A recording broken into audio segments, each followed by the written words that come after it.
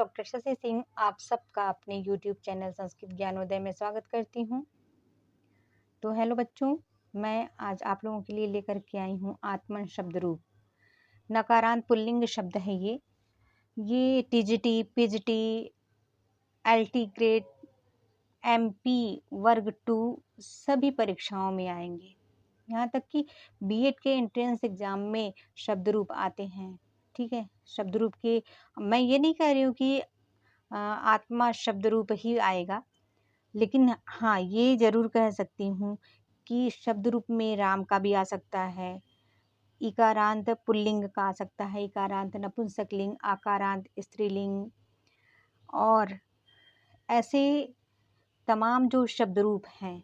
शब्द रूप तो बहुत हैं, लेकिन कुछ ऐसे शब्द रूप हैं जो एक ही समान चलते हैं। जैसे राम के शब्द रूप, बालक के शब्द रूप, छात्र के शब्द रूप एक समान चलते हैं। उसी तरह लता, रमा इत्यादि के शब्द रूप एक समान चलते हैं। उसी तरह यह आत्मन शब्द रूप है, जिसके कि ब्रह्मन, अध्वन ये जो शब्द हैं, इसके शब्द रूप भी एक ही समान चलते हैं, एक ही जैसे चलते हैं। तो कुछ रूपों को अगर आप याद कर लेते हैं, चाहे वो शब्द रूप हो चाहे धातु रूप हो, तो परीक्षाओं में आप आसानी से अपने प्रश्नों का आंसर दे सकते हैं। तो देखिए, मैं आज आप लोगों को 2-3 तरह से बताऊंगी कि ये शब्द रूप आप कैसे याद करें। तो इसको ध्यान से देखिएगा, वीडियो इसकी बिल्कुल भी नहीं करिएगा। और हाँ, यदि आप चैनल पर नए हैं तो मेरे चैनल को सब्सक्राइब करिए और साथ में बेल आइकन को भी प्रेस कर दीजिएगा, जिससे मेरी जितनी भी आगे आने वाली वीडियो है उसका नोटिफिकेशन आपको मिलता रहे।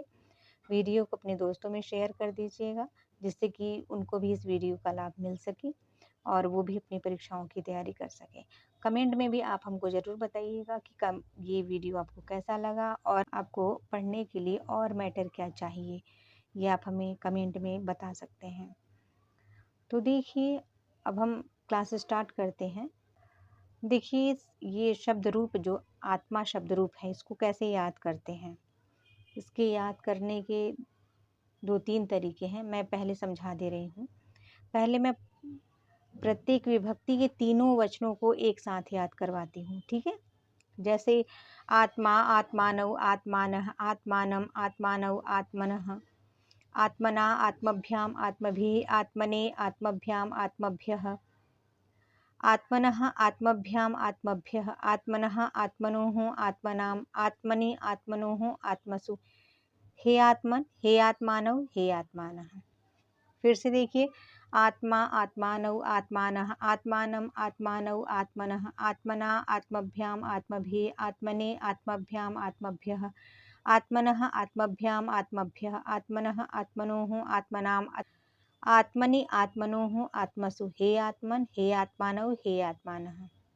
आत्मा, आत्मानौ, आत्मानः, आत्मानम्, आत्मानौ, आत्मनः, आत्मना, आत्मभ्याम, आत्मभिः, आत्मने, आत्मभ्याम, आत्मभ्यः, आत्मनः, आत्मभ्याम, आत्मभ्यः, आत्मनः, आत्मनोः, आत्मनाम्, आत्मनि, आत्मनोः, आत्मसु। हे आत्मन, हे आत्मानौ, हे आत्मानः। अब दूसरा तरीका जो याद करने का है, वो है आप एक वचन के सभी विभक्तियों को एक साथ भी याद कर सकते हैं। जैसे देखिए, आत्मा, आत्मानम, आत्मना, आत्मने, आत्मनः, आत्मनः, आत्मनि, हे आत्मन। द्विवचन के सभी विभक्तियों को देखिए, आत्मानौ, आत्मानौ, आत्मभ्याम, आत्मभ्याम, आत्मभ्याम, आत्मनोः, आत्मनोः, हे आत्मानौ। अब बहुवचन के सभी विभक्तियों को देखिए, आत्मानः, आत्मनः, आत्मभिः, आत्मभ्यः, आत्मभ्यः, आत्मनाम्, आत्मसु, आत्मानः। ठीक है, तो इस तरीके से आप याद कर सकते हैं। जैसे एक एक वचन की सभी विभक्तियों को एक साथ भी याद कर सकते हैं, या प्रत्येक विभक्ति के तीनों वचनों को एक साथ याद कर सकते हैं। तो पहले हम एक वचन के सभी विभक्तियों को देखते हैं। ठीक है, आत्मा, आत्मानम, आत्मना, आत्मने, आत्मनः, आत्मनः, आत्मनि, हे आत्मन। फिर से देखिए, एक वचन के सभी वचनों को एक साथ, आत्मा, आत्मानम, आत्मना, आत्मने, आत्मनः, आत्मनः, आत्मनि, हे आत्मन। आत्मा, आत्मानम, आत्मना, आत्मने, आत्मनः, आत्मनः, आत्मनि, हे आत्मन। आत्मा, आत्मानम, आत्मना, आत्मने, आत्मनः, आत्मनः, आत्मनि, हे आत्मन। द्विवचन के सभी विभक्तियों को देखिए। आत्मानौ, आत्मानौ, आत्मभ्याम, आत्मभ्याम, आत्मभ्याम, आत्मनोः, आत्मनोः, हे आत्मानौ। आत्मानौ, आत्मानौ, आत्मभ्याम, आत्मभ्याम, आत्मभ्याम, आत्मनोः, आत्मनोः, हे आत्मानौ। आत्मानौ, आत्मानौ, आत्मभ्याम, आत्मभ्याम, आत्मभ्याम, आत्मनोः, आत्मनोः, हे आत्मानौ। अब बहुवचन के सभी विभक्तियों को देखिए। आत्मानः, आत्मनः, आत्मभिः, आत्मभ्यः, आत्मभ्यः, आत्मनाम, आत्मसु, हे आत्मानः। आत्मानः, आत्मनः, आत्मभिः, आत्मभ्यः, आत्मभ्यः, आत्मनाम, आत्मसु, हे आत्मानः। आत्मानः, आत्मनः, आत्मभिः, आत्मभ्यः, आत्मभ्यः, आत्मनाम, आत्मसु, हे आत्मानः। तो इस तरह से भी याद कर सकते हैं, या प्रत्येक विभक्ति के तीनों वचनों को एक साथ याद कर सकते हैं। जैसे आत्मा, आत्मानौ, आत्मानः, आत्मानम, आत्मानौ, आत्मनः, आत्मना, आत्मभ्याम, आत्मभिः, आत्मने, आत्मभ्याम, आत्मभ्यः, आत्मनः, आत्मभ्याम, आत्मभ्यः, आत्मनः, आत्मनोः, आत्मनाम, आत्मनि, आत्मनोः, आत्मसु, हे आत्मन, हे आत्मानौ, हे आत्मानः। आत्मा, आत्मानौ, आत्मानः, आत्मानम, आत्मानौ, आत्मनः, आत्मना, आत्मभ्याम, आत्मभिः, आत्मने, आत्मभ्याम, आत्मभ्यः, आत्मनः, आत्मभ्याम, आत्मभ्यः, आत्मनः, आत्मनोः, आत्मनाम, आत्मनि, आत्मनोः, आत्मसु, हे आत्मन, हे आत्मानौ, हे आत्मानः। अब इसमें थोड़ा सा गौर करिएगा, ध्यान दीजिएगा। जैसे अगर आप प्रत्येक वचन के सभी विभक्तियों को देखते हैं तो एक वचन में ये जो पंचमी और षष्ठी विभक्ति का है, ये दो एक समान हैं, ठीक है। जैसे आत्मनः, आत्मनः, ये दो एक समान है। जैसे आत्मा, आत्मानम, आत्मना, आत्मने, आत्मनः, आत्मनः, ये दोनों समान है, ठीक है। फिर सप्तमी विभक्ति में आत्मनि है और संबोधन में हे आत्मन है। द्विवचन में अगर हम आते हैं, द्विवचन के सभी विभक्तियों को देखते हैं तो इसमें तीन शब्द मात्र हैं। प्रथमा विभक्ति, द्वितीय विभक्ति, ये दोनों समान हैं, आत्मानौ, आत्मानौ। फिर तृतीया, चतुर्थी, पंचमी, ये तीनों एक समान हैं, ठीक है। आत्मभ्याम, आत्मभ्याम, आत्मभ्याम। फिर आगे बढ़ेंगे तो षष्ठी और सप्तमी को देखेंगे तो ये दोनों एक समान हैं, आत्मनोः, आत्मनोः। और ये जो संबोधन है ये प्रथमा विभक्ति में ही मानी जाती है, इसमें हे शब्द लगा दिया जाता है तो हो जाएगा हे आत्मानौ, जो कि प्रथमा विभक्ति में भी है, ठीक है, द्वितीय विभक्ति में भी है। तो इसमें महज तीन शब्द हैं द्विवचन के सभी विभक्तियों में। द्विवचन के सभी विभक्तियों में मात्र तीन शब्द हैं, उन्हीं तीन शब्दों को ही ध्यान रखना है। प्रथमा और द्वितीय विभक्ति में आत्मानौ, आत्मानौ, तृतीय, चतुर्थी, पंचमी में आत्मभ्याम, आत्मभ्याम, आत्मभ्याम, षष्ठी और सप्तमी विभक्ति में आत्मनोः, आत्मनोः और संबोधन में हे आत्मानौ। तो ये तीन शब्दों को ध्यान रखेंगे। अब आएंगे अगर हम बहुवचन में, अगर हम बहुवचन में आते हैं तो देखिए, प्रथमा है आत्मानः, द्वितीया है आत्मनः, तृतीया है आत्मभिः, चतुर्थी है आत्मभ्यः, पंचमी विभक्ति है आत्मभ्यः, षष्ठी है आत्मनाम, सप्तमी है आत्मसु और संबोधन है हे आत्मानः। देखिए इसमें चतुर्थी और पंचमी एक समान है, ठीक है। इसमें चतुर्थी और पंचमी विभक्ति के रूप एक समान है, आत्मभ्य, आत्मभ्यः। तो 1 2 3 4 5 5 शब्द इसमें अलग अलग हैं, बाकी दो एक समान है, ठीक है। तो बहुवचन को अगर देखेंगे तो आत्मानः, आत्मनः, आत्मभिः, आत्मभ्यः, आत्मभ्यः, आत्मनाम, आत्मसु, हे आत्मानः। इस तरीके से अगर आप ध्यान दे करके याद करेंगे तो आपको आएगा। तो इसमें 2-3 तरीके बताए गए हैं, जो आपको बेहतर लगे उस तरीके से आप याद करिए, क्योंकि बिना याद किए, जैसे अंग्रेजी पढ़ते हैं तो उसमें आपको वर्ड मीनिंग याद करनी पड़ती है ना, उसी तरह आप संस्कृत पढ़ते हैं तो उसमें शब्द रूप और धातु रूप को याद करना पड़ेगा। यदि संस्कृत की अच्छी जानकारी रखनी है तो, अगर भविष्य में कुछ करना है तो, यदि आप टीचर बनना चाहते हैं तो टीचर बनने के लिए आपको संस्कृत का अच्छा ज्ञान होना चाहिए। तो उसके लिए आपको शब्द रूप और धातु रूप सबसे पहले याद करना पड़ेगा। तो उसको आप याद करिए और बेहतर तरीके से याद करिए, कुछ ट्रिक के साथ याद करिएगा। जैसे एक वचन में आत्मा, आत्मानम, आत्मना, आत्मनि, आत्मनः, आत्मनः, आत्मनि, हे आत्मन है, तो उसमें ये देख लीजिए कि क्या क्या कौन कौन सा शब्द किस किस विभक्ति में एक समान है। द्विवचन में आप आएंगे तो द्विवचन में कौन कौन से शब्द किस किस विभक्ति के समान हैं। जैसे इसमें प्रथमा द्वितीया का आत्मानव, आत्मानव एक समान है। तृतीया चतुर्थी और पंचमी का आत्मभ्याम, आत्मभ्याम, आत्मभ्याम ये एक समान है, माने एक ही वर्ड है।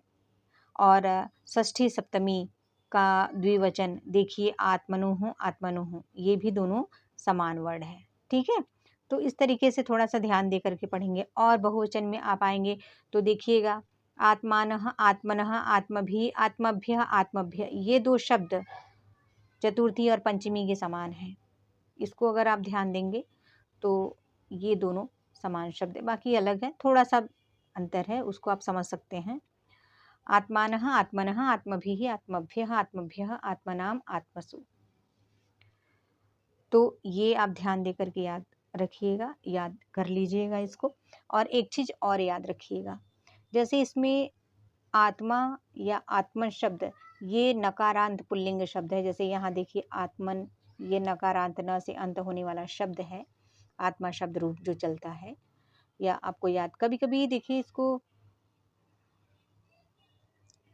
ये जो आत्मा शब्द रूप आपको याद करना है, ये है आत्मन शब्द रूप नकारांत पुल्लिंग शब्द है। कभी कभी इंटरव्यू में आप जाइएगा तो वहाँ भी रूप पूछ लेते हैं, शब्द रूप, धातु रूप, और उसमें आत्मा, पिता और भगवान शब्द के रूप, ऐसे ऐसे कठिन शब्दों के रूप कठिन तो नहीं है, लेकिन अगर याद नहीं है तो कठिन ही है। कोई भी चीज़ अगर आप पढ़ते नहीं है, याद नहीं रखते हैं, तो वो कठिन होता है। अगर आपको आता है तो आसान है।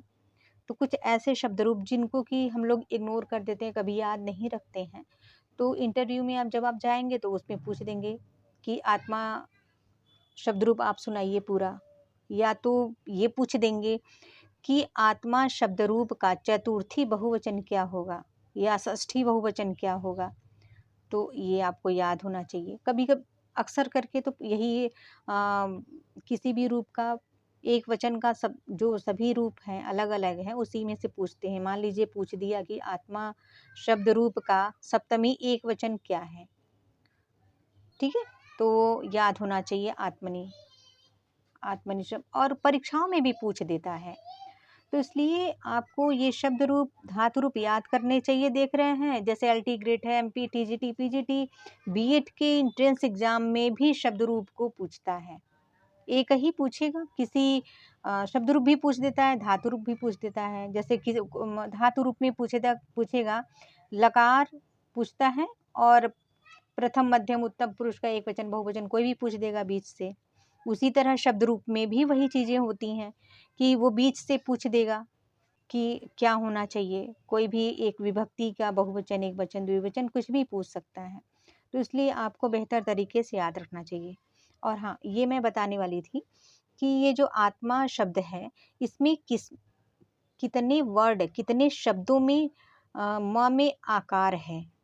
ठीक है, जैसे यहाँ पे आत्मा में आ है, आत्मानव में म में आ है, आत्मानः में म में आ है, आत्मानम में म में आ है, आत्मानव यहाँ भी द्वितीय विभक्ति का जो द्विवचन है उसमें भी म में आ है। ठीक है, देखिए बाकी अन्य जगहों पे इधर नहीं है, इधर भी नहीं है, और इधर भी नहीं है। अब संबोधन में हम आएंगे तो इसमें भी नहीं है, ये आत्मानव, आत्मानः। ठीक है, तो कितने जगह हुआ, 1 2 3 4 5 6 7, कितने जगह ये पूरे आत्मा शब्द रूप में कितने जगह म में आकार आ रहा है, 7 जगह। अब हम देखते हैं, ये प्रथमा में तीनों वचन में है। ठीक है, प्रथमा के तीनों वचन में म में आकार है। द्वितीया के एक वचन और द्विवचन के म में आकार है। ठीक है। और संबोधन के द्विवचन और बहुवचन में। ठीक है। तो बस इसको ध्यान दे दीजिएगा। 7 जगह आपका म में आकार है। जैसे आत्मा, आत्मानौ, आत्मानः, आत्मानम्, आत्मानौ, आत्मनः, आत्मना, आत्मभ्याम, आत्मभिः, आत्मने, आत्मभ्याम, आत्मभ्य, आत्मनः, आत्मभ्याम, आत्मभ्य, आत्मनः, आत्मनोः, आत्मनाम्, आत्मनि, आत्मनोः, आत्मसु, हे आत्मन, हे आत्मानौ, हे आत्मानः। तो इसमें इन पूरे रूप में 7 जगह है। प्रथमा विभक्ति का तीनों वचन, द्वितीय विभक्ति के एक वचन और द्विवचन, फिर अंत में आप आ जाएंगे संबोधन के द्विवचन और बहुवचन में। तो इतना ध्यान रहेगा तो आप कभी भूलेंगे नहीं, कभी आपको कन्फ्यूजन नहीं होगा। तो चलिए एक बार फिर से रिवीजन कर लेते हैं दोनों तरीके से। पहले प्रत्येक विभक्ति के तीनों वचनों को देखते हैं, फिर उसके बाद प्रत्येक वचन के सभी विभक्तियों को एक साथ देखते हैं। ठीक है। आगे देखिए मेरे साथ आप लोग भी दोहराइए। आत्मा, आत्मानम, आत्मना, आत्मने, आत्मनः, आत्मनः, आत्मनि, हे आत्मन। द्विवचन के सभी विभक्ति को देखिए। आत्मानौ, आत्मानौ, आत्मभ्याम, आत्मभ्याम, आत्मभ्याम, आत्मनोः, आत्मनोः, हे आत्मानौ। बहुवचन के सभी विभक्तियों को देखिए। आत्मानः, आत्मनः, आत्मभिः, आत्मभ्य, आत्मभ्य, आत्मनाम, आत्मसु, हे आत्मानः। अब सभी विभक्तियों के रूप को देखिए। आत्मा, आत्मानौ, आत्मानः, आत्मानम्, आत्मानौ, आत्मनः, आत्मना, आत्मभ्याम, आत्मभिः, आत्मने, आत्मभ्याम, आत्मभ्य, आत्मनः, आत्मभ्याम, आत्मभ्य, आत्मनः, आत्मनोः, आत्मनाम, आत्मनि, आत्मनोः, आत्मसु, हे आत्मन, हे आत्मानौ, हे आत्मानः। तो उम्मीद है ये वीडियो मेरा आप लोगों को पसंद आएगा। यदि वीडियो पसंद आए तो उसको लाइक ज़रूर करिएगा, अपने दोस्तों में शेयर करिएगा और चैनल को सब्सक्राइब करिएगा। साथ में बेल आइकन को प्रेस कर दीजिएगा। ठीक है। तो आज के लिए बस इतना ही। धन्यवाद।